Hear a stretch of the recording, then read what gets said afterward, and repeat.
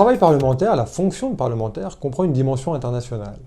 D'autant plus quand on appartient, comme moi, à la Commission de la Défense, même à la Commission des Affaires étrangères ou encore à la Commission des Affaires européennes. Dans un monde de plus en plus interconnecté, dans ce village global, cette dimension internationale du travail parlementaire est nécessaire. Elle complète et enrichit bien souvent le travail législatif.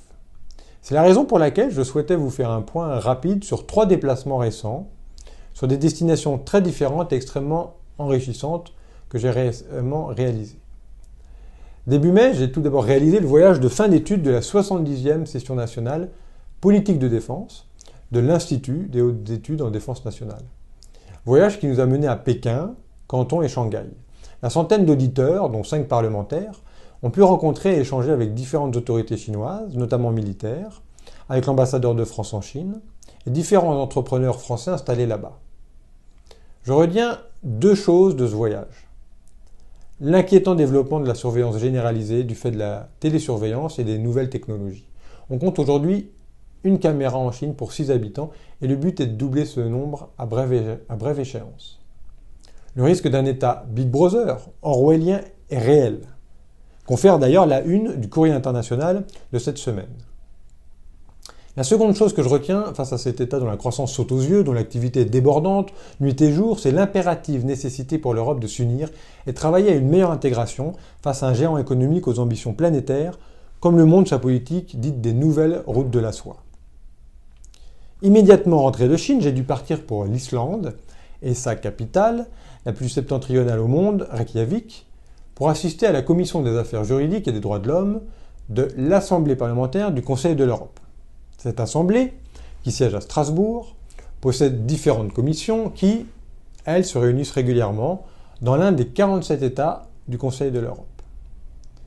Pendant 3 jours, nous avons abordé les projets de rapport relatifs à la protection des défenseurs des droits de l'homme dans les États membres du Conseil, aux demandes d'extradition et abus de procédure, par exemple, ou encore relatifs à l'expérience de l'Islande en matière de prévention de la corruption. Autant de thématiques et de rapports que nous voterons au sein de l'hémicycle de Strasbourg ces prochains mois pour faire avancer l'état de droit en Europe.